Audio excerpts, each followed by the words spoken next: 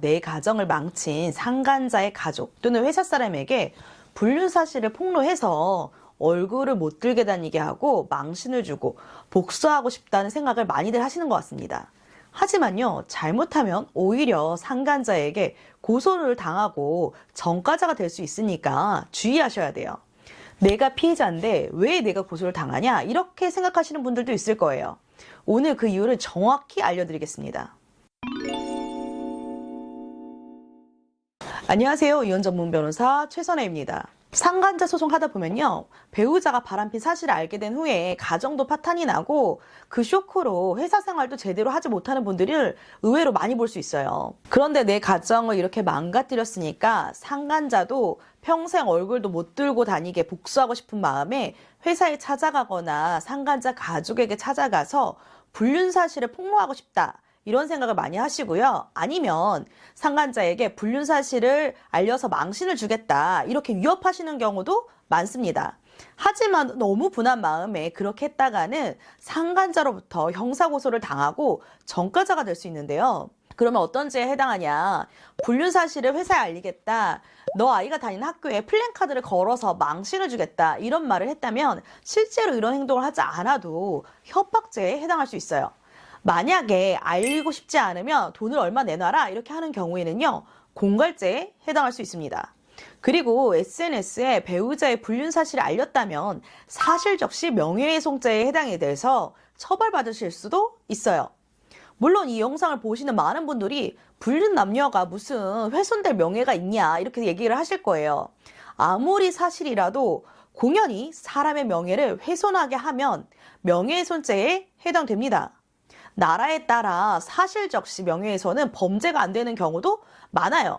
하지만 우리나라는 아니기 때문에 법이 바뀌지 않는 한 주의하셔야 합니다.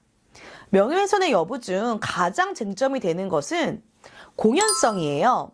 불특정 다수에게 불륜 남녀의 신상, 불륜 사실을 알리는 건 당연히 공연성이 인정이 되니까 명예훼손죄에 해당이 됩니다. 그리고 특정 몇 명에게만 말한다 하여도요, 한 사람이 여러 명에게 소문을 낼 수 있잖아요. 이럴 때에는 여러 명에게 전파될 가능성이 있다고 봐서 공연성이 인정이 돼요. 상간자의 가족, 부모, 형제, 성년인 자녀 등 친밀한 가족에게만 알리는 경우에는 가족이 이를 외부에 소문내지 않을 것이기 때문에 전파 가능성이 없어서 명예훼손죄에 해당하지 않을 가능성이 높아요. 하지만 여기에 미성년 자녀가 있다, 이런 경우에는요, 명예훼손죄에는 해당하지 않아도 미성년 자녀가 얼마나 쇼크를 받겠어요. 그래서 아동학대죄가 될 수 있습니다.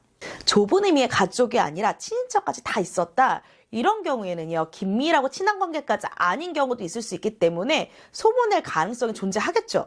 그러니까 전파 가능성이 있는 정도인지에 따라서 다르게 판단이 되니까 유의하셔야 됩니다.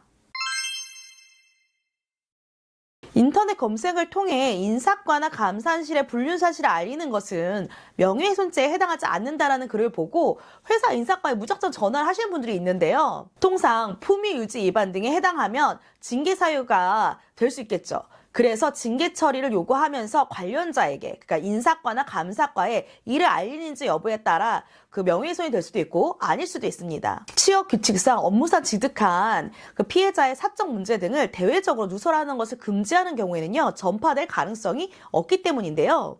그냥 단순히 인사부서에 바로 전화해서 아무런 설명도 없이 불륜 사실을 알리는 경우에는 업무에 관한 사항이라고 볼 수 없을 수 있기 때문에 전파 가능성이 인정될 수도 있습니다. 그러니까 이건 꼭 주의하셔야 돼요. 오늘은 불륜 피해자가 상간자로부터 고소당하지 않도록 주의해야 되는 사항에 대해서 설명을 드렸는데요. 제가 이전 영상에서도 많이 말씀드렸지만 배우자의 불륜 때문에 감정적으로 행동을 해서 득이 될 것은 하나도 없습니다. 이를 벌이시기 전에 법적으로 문제가 없는지 잘 알아보시거나 전문가를 통해서 문제가 없다는 것을 꼭 확인받으세요. 그래야 피해자가 가해자가 돼서 억울한 일을 당하지 않으실 수 있습니다. 오늘도 도움이 되셨다면요, 구독, 알람 부탁드릴게요.